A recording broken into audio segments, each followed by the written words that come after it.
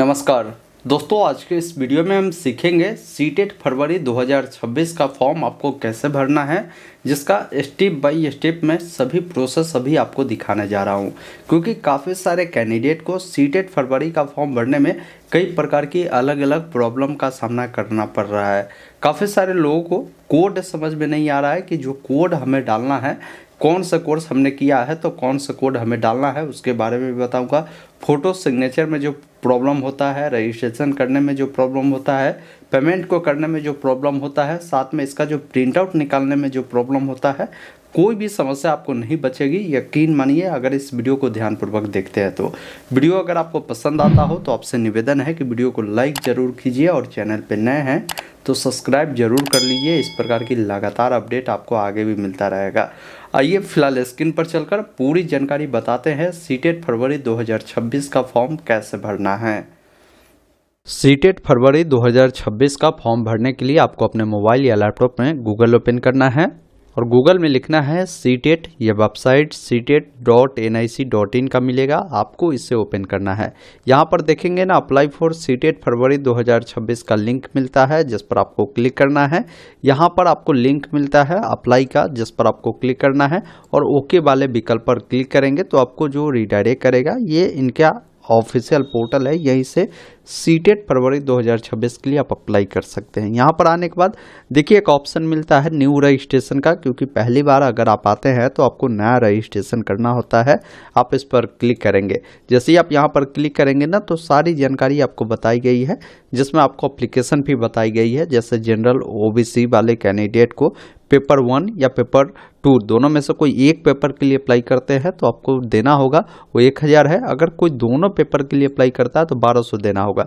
वही SC ST दिव्यांग है तो इनको 500 रुपया, कोई एक पेपर के लिए करते हैं तो देना है, दोनों पेपर के लिए 600 रुपया आपको देना होगा। इसके अलावा GST जो है ये आपको एक्स्ट्रा आपको देने होंगे।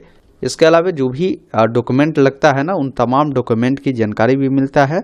ये सारी चीज़ों को चेक कर लीजिए और इस चेकबॉक्स पर टिक कर क्लिक हेयर टू प्रोसीड पर आपको क्लिक करना है। हाँ, एक बात और मैं बता दूं, आपके मन में ये भी डाउट होंगे कि इसका फॉर्म भरने का लास्ट डेट क्या है। तो देखिए, फॉर्म भरने का लास्ट डेट 18 दिसंबर ही है, ये भी आपको ध्यान रखना है। तो आइए समझते हैं फॉर्म को भरना कैसे है।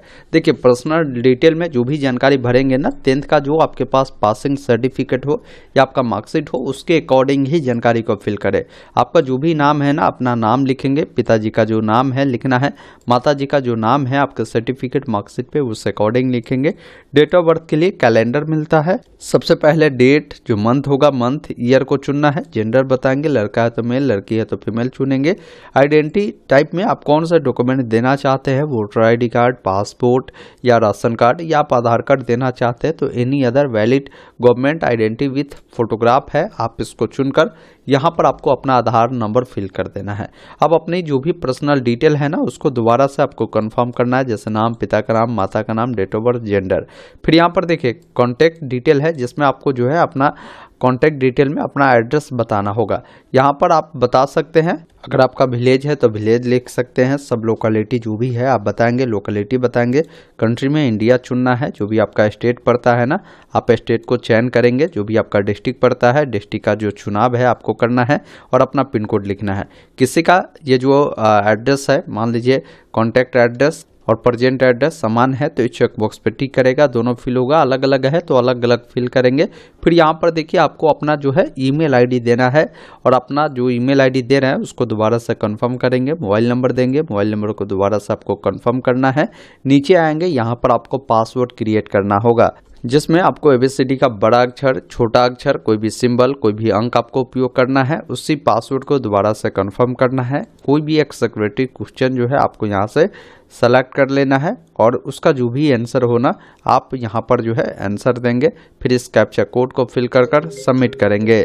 उसके बाद इस प्रकार एक मैसेज आएगा कि आप अपनी तमाम जानकारी देखें। आपके लिए प्रीव्यू सेक्शन आया, रिव्यू में आप पहले देख लें कि आपका जो नाम है वो सही है तो चेकबॉक्स पर टिक करें। पिता का नाम सही है, माता का नाम सही है, डेट ऑफ बर्थ सही है, जेंडर सही है, एड्रेस सही है, मोबाइल नंबर और ईमेल ID सही है। तो इस प्रकार सभी चेकबॉक्स पे टिक करें।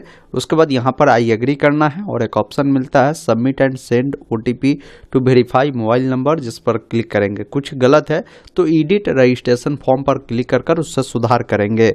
फिर पूछेगा आप कन्फर्म है, श्योर है, आप सबमिट करना चाहते हैं तो इस वाले विकल्प पर आप क्लिक करेंगे। उसके बाद जो भी नंबर आपने दिया है ना उस पर OTP गया होगा। OTP को फिल करने के बाद सबमिट रजिस्ट्रेशन फॉर्म पर आपको क्लिक करना है। इस प्रकार देखेंगे ना आपको एक जो है एप्लीकेशन नंबर मिल जाता है, इसको नोट कर कर जरूर रख ले। और यहाँ पर देखिए मोबाइल नंबर आपका वेरीफाई हो चुका है। अब ईमेल आईडी को वेरीफाई करना है तो वेरीफाई ईमेल आईडी वाले विकल्प पर आपको क्लिक करना है। कैप्चा कोड को फिल कर कर सबमिट एंड गेट OTP पर क्लिक करेंगे। उसके बाद OTP को फिल करने के बाद वेरीफाई पर जैसे ही क्लिक करेंगे तो ईमेल आईडी सक्सेसफुल वेरीफाई हो चुका है। अब यहाँ पर एक ऑप्शन मिलता है कंप्लीट जो है एप्लीकेशन फॉर्म, जिस पर क्लिक करना है। और ऑप्शन मिलता है पर्सनल डिटेल का, जिस पर आपको क्लिक करना है। अब यहाँ पर आपका जो पर्सनल डिटेल है जो अभी आपने भरा है वो देखने को मिलता है। यहाँ पर नेशनलिटी में इंडियन चुनना है। कैटेगरी बताएंगे किस कैटेगरी से बिलोंग करते हैं, कैटेगरी को दोबारा से कंफर्म करना है। अगर आप दिव्यांग है तो बताए यस करें, नहीं तो नहीं वाले विकल्प पर क्लिक करें। वही कोई दिव्यांग है उसको लिखने में प्रॉब्लम है, उसको स्क्राइब चाहिए तो यस करेंगे, नहीं तो नहीं वाले विकल्प पर क्लिक करेंगे।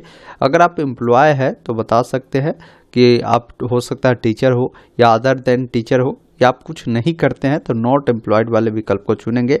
इस कैप्चा कोड को फिल कर कर सेव एंड नेक्स्ट पर क्लिक करना है और यहाँ से इस वाले विकल्प पर आपको क्लिक करना है। इस प्रकार आपका जो पर्सनल डिटेल है वो सेव होता है। अब आपसे पूछता है कि आपको जो अप्लाई करना है वो किसके लिए करना है, पेपर 1 के लिए या पेपर 2 के लिए या दोनों के लिए।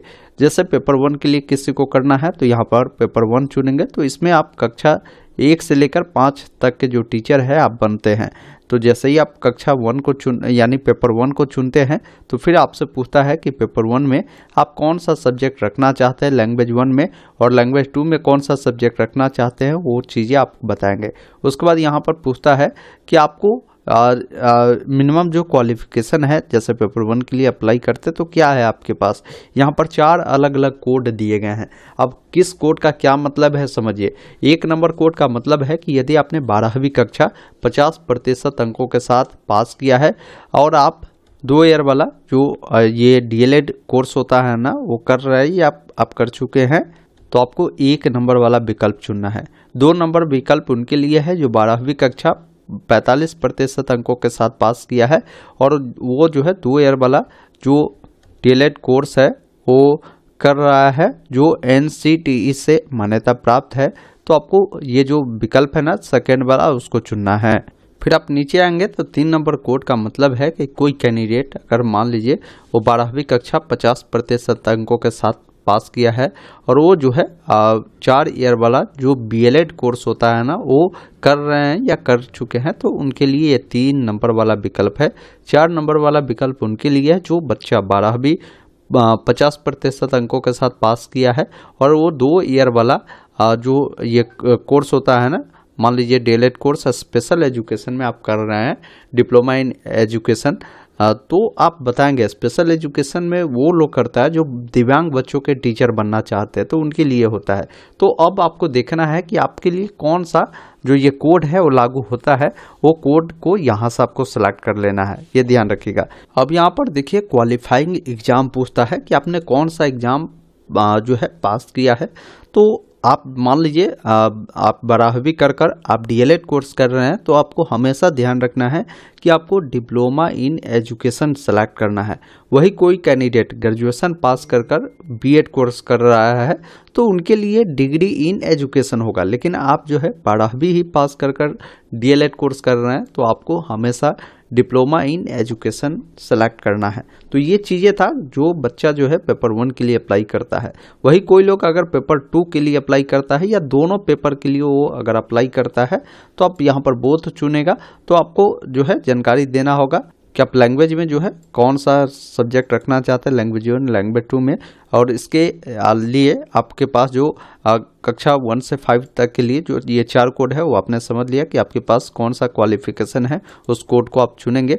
वही आपको ये भी बताना होगा कि कक्षा 6 से लेकर 8 तक के लिए आपके पास कौन सा क्वालिफिकेशन है। यहाँ 8 अलग अलग कोड है। पहला कोड का मतलब है कि अगर आपने ग्रेजुएशन पास किया है और 2 साल का जो डिप्लोमा इन एलिमेंट्री एजुकेशन होता है जिसे हम लोग DLED के नाम से जानते हैं, तो वो अगर आप कर रहे हैं तो आपको 1 नंबर वाला जो विकल्प है आपको चुनना है। 2 नंबर वाला विकल्प उनको चुनना है जो कैंडिडेट ग्रेजुएशन जो है 50% अंकों के साथ पास किया है और वो बीएड कोर्स या तो कर रहे हैं या पास हो चुके हैं, तो उनको सेकेंड वाला विकल्प को चुनना है।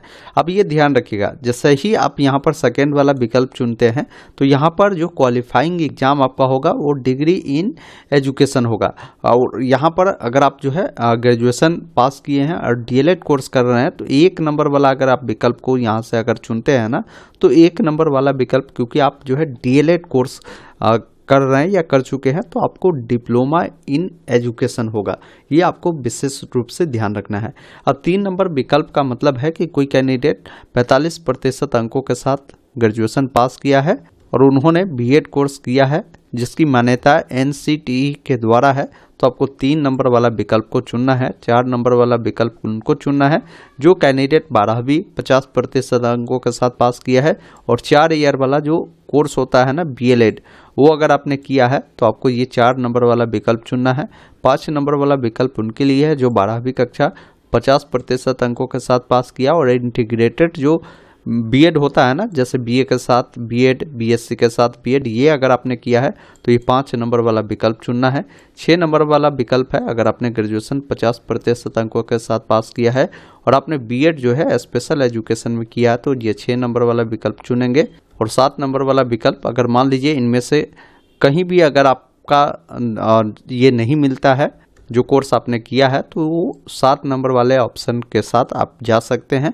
8 नंबर वाले विकल्प में अगर आपने जो है पोस्ट ग्रेजुएशन अगर 55% अंकों के साथ पास किया है और साथ में 3 ईयर वाला जो इंटीग्रेटेड बीएड एमएड होते हैं ना, वो अगर किया है तो ये 8 नंबर वाला विकल्प आपको सेलेक्ट करना है। उसके बाद यहाँ पर आपसे पूछता है कि सब्जेक्ट ऑफर्ड फॉर पेपर 2 के लिए आप बताएं कि कौन सा सब्जेक्ट आप रखना चाहते हैं, मैथ एंड साइंस या सोशल साइंस, वो चीज़ें बताएंगे। फिर यहाँ पर आपको बताना है कि आपने जो क्वालिफाइंग किया है वो कौन सा जो एग्ज़ाम है क्वालिफाइंग किया है, आप डिप्लोमा इन एजुकेशन या डिग्री इन एजुकेशन किया है, वो चीज़ें आपको यहाँ पर बतानी होगी। वही नीचे जब आप आएंगे ना तो फिर ये कैप्चा कोड मिलेगा, उसको फिल कर कर सेव एंड नेक्स्ट पर क्लिक करना है। इस प्रकार ये जानकारी आपका सेव होगा। अब क्वालिफिकेशन के बारे में जानकारी बताना है। जैसे यहाँ पर पूछ रहा है कि डिप्लोमा इन एजुकेशन के बारे में आप बताएं, मतलब आप जो डीएलएड कोर्स आपने बताया होगा ना कि आप कर रहे हैं, या आपसे हो सकता है डिग्री इन एजुकेशन पूछे, तो इसका मतलब ये हुआ कि जो आप ये कोर्स कर रहे हैं ना डीएलएड या बीएड, उसके बारे में पूछा है। यहाँ पर डिप्लोमा है तो मतलब डीएलएड के बारे में पूछ रहा है कि ये पास हो चुके हैं या अपेयर है, वो चीज़ें आप बताएंगे। फिर यहाँ पर आप जो है किस वर्ष आप पास होने वाले हैं, वो पासिंग ईयर आपको यहाँ पर देखने को मिलेगा। उसके बाद पूछता है कि कोर्स में, तो यहाँ पर देखिए एजुकेशन, एलिमेंट्री एजुकेशन आएगा, उसको सेलेक्ट करना है। बोर्ड आपको बताना है कि किस बोर्ड से जो है आप कोर्स को कर रहे हैं, बोर्ड का नाम चुनेंगे। वही अगर आपका बोर्ड का नाम या जो यूनिवर्सिटी का नाम या इंस्टीट्यूट का नाम नहीं मिलता है तो आप अदर वाले विकल्प को चुनेंगे ना, तो यहाँ पर आपको बोर्ड का नाम या यूनिवर्सिटी का नाम डालने का ऑप्शन आ जाएगा, आप यहाँ पर डाल सकते हैं। उसके बाद जैसे मैं यहाँ पर देखिए अपेयरिंग चुना हूँ, तो यहाँ पर हमारा जो है रिजल्ट को लेकर जानकारी नहीं मांग रहा है, सिर्फ इंस्टीट्यूट का जो कोड है उसको लिख कर कैप्चा कोड को भरकर आगे बढ़ सकते हैं। वहीं अगर हम पास चुनते हैं ना, तो बताना होगा कि आप जो है किस वर्ष जो है पास करेंगे, वो पासिंग ईयर बताएंगे। उसके बाद आपको कोर्स जब चुनेंगे ना, तो फिर यहाँ पर आपको इंस्टीट्यूट की जानकारी जो है आपको देनी होती है। रिजल्ट मोड जैसे ही आप चुनते हैं परसेंटेज या सीजीपीए में है, तो उसके अकॉर्डिंग आपको पूछेगा कि कुल कितने का एग्जाम हुआ था, उसमें कितने नंबर मिले हैं, आपकी क्या परसेंटेज है, वो देखने को मिलेगा। तो ये चीज़ें जब पास चुनते हैं तो बताना होता है। फिर इंस्टीट्यूट का पिन कोड डालेंगे, डालकर कैप्चा कोड को डालकर आप यहाँ से सेव एंड नेक्स्ट पर क्लिक करेंगे। इस प्रकार आपका क्वालिफिकेशन की जानकारी सेव होता है। अब आप डॉक्यूमेंट वाले पेज पर आते हैं। यहाँ पर फोटोग्राफ अपलोड करना है, जो कि आपका 10 से लेकर 200 KB में होगा। फोटो अपलोड करने के लिए चूज फाइल पर क्लिक करेंगे। जहाँ भी फोटो होगा फोटो को सिलेक्ट करेंगे। आप क्रॉप करना चाहे तो क्रॉप भी कर सकते हैं, या यहाँ से अपलोड ओरिजिनल पर जब क्लिक करेंगे तो ओरिजिनल फोटो आ जाएगा। यहाँ से अपलोड वाले विकल्प पर आप क्लिक करेंगे। इस प्रकार बताएगा कि आपका फोटो सक्सेसफुल अपलोड हो गया है। अब यहाँ से देख भी सकते हैं। इसी अकॉर्डिंग आपको अपना सिग्नेचर अपलोड करना है, जो कि 4 से लेकर 23 KB के अंदर होगा। इस प्रकार सिग्नेचर भी अपलोड हो गया। फिर कैप्चा कोड को फिल कर सेव एंड नेक्स्ट पर क्लिक करना है। अब यहाँ से एस वाले विकल्प पर क्लिक करेंगे। इस प्रकार आप आपके पास जो है फाइनल प्रीव्यू आएगा। एक बार अपनी तमाम जानकारी को देखें, पहले इससे क्लोज करें। अब मेरा सभी जानकारी सही है, जैसे नाम हो, पिता का नाम हो या माता का नाम हो या आपका कैटेगरी हो, एग्जामिनेशन सिटी हो। हालांकि ये ऑप्शन आपको देखने को नहीं मिलता है, लेकिन यहाँ पर पूछ रहा है, तो आप इस प्रकार जो है सभी चेकबॉक्स पर टिक कर दीजिए। जो भी जानकारी आपने देखा है वो सही है। तो अब जैसे ही यहाँ पर टिक करते हैं, आई एग्री करना है। फाइनल सबमिशन ऑफ एप्लीकेशन पर क्लिक करेंगे, इस वाले विकल्प पर आपको क्लिक करना है। जैसे ही आप इस पर क्लिक करेंगे तो जो भी एप्लीकेशन फी आप पर लगता है ना, वो एप्लीकेशन फी देखने को मिलेगा। एप्लीकेशन फी का पेमेंट करने के लिए पे एग्जाम फी वाले विकल्प पर क्लिक करेंगे। ऑनलाइन पेमेंट को चुनकर प्रोसीड फॉर पेमेंट पर क्लिक कर ओके वाले विकल्प पर आप क्लिक करेंगे। पेमेंट कैसे करना चाहते हैं, डेबिट कार्ड या नेट बैंकिंग से, वो ऑप्शन जो है आप यहाँ से सेलेक्ट करेंगे और प्रोसीड फॉर पेमेंट पर क्लिक करेंगे। अब इसमें देखिए काफ़ी सारे माध्यम हैं, जैसे आपको डेबिट कार्ड, क्रेडिट कार्ड से करना है या नेट बैंकिंग से करना है, या आप चाहते हैं यूपीआई से करना, वो भी कर सकते हैं। तो मैं यूपीआई से चाहता हूं तो यूपीआई को चुनूंगा। ये क्यूआर कोड आएगा, इसको किसी भी आप जो है यूपीआई ऐप से इसको स्कैन कर आप पेमेंट करेंगे। चलिए मैं जो है इसको पेमेंट करता हूँ। अब जैसे ही यहाँ पर पेमेंट करेंगे ना, थोड़ा सा आपको वेट करना है। ये ऑटोमेटिक जो है आपका पेमेंट जो है सक्सेस करेगा, रिडायरेक्ट करेगा अगले पेज पर। इस क्रम में पेज को नहीं तो काटना है, नहीं आपको रीलोड करना है, नहीं रिफ्रेश करना है। अब देखिए मैंने पेमेंट कर दिया, मेरा जो सेशन है वो एक्सपायर हो गया, तो घबराना नहीं है। यहाँ पर क्लिक हियर टू लॉगिन का जो ऑप्शन है, जिस पर क्लिक करना है। फिर यहाँ पर जब आप आएंगे ना, लॉगिन वाले विकल्प पर जब क्लिक करेंगे तो आपको अपना एप्लीकेशन नंबर, जो पासवर्ड बनाया है, उसे डालेंगे। कैप्चा कोड को डालकर लॉगिन करेंगे। फिर बताएगा कि आपका कहीं लॉगिन है, आप वहाँ से लॉगआउट करना चाहते हैं, आप इस वाले विकल्प पर क्लिक करेंगे। उसके बाद ये सारा जो प्रक्रिया है आपका कंप्लीट है, और डाउनलोड कन्फर्मेशन पेज के विकल्प पर क्लिक करेंगे और अपना फॉर्म का जो प्रिंट है यहाँ पर click here to download confirmation page पर क्लिक करेंगे। अब देखिए ये डाउनलोड होने की प्रक्रिया शुरू हो जाती है। इस प्रकार डाउनलोड सक्सेसफुल होता है, ओके करेंगे। ये पेज डाउनलोड हुआ, इसको प्रिंट कर कस्टमर का है तो दे सकते हैं, आपका है तो इसको संभाल कर आप जरूर रखिएगा। बाकी आप चाहते हैं कि आपके ईमेल पर भी ये कॉपी भेज दिया जाए तो click here to send confirmation page पर क्लिक करेंगे, तो ये पेज आपके ईमेल पर भी इसका एक कॉपी जो है भेज दिया जाता है। अब लॉगआउट होना है तो क्लिक हियर टू बैक पर आप क्लिक करेंगे, आप लॉगआउट हो जाएंगे। दोस्तों अभी आपने देखा, मैंने आपको स्टेप बाय स्टेप बताया कि कैसे आप सभी को सीटेट फरवरी 2026 का फॉर्म भरना है। उम्मीद करता हूं आपने सारी चीज़ों को समझा होगा, तो वीडियो को लाइक शेयर जरूर कीजिए।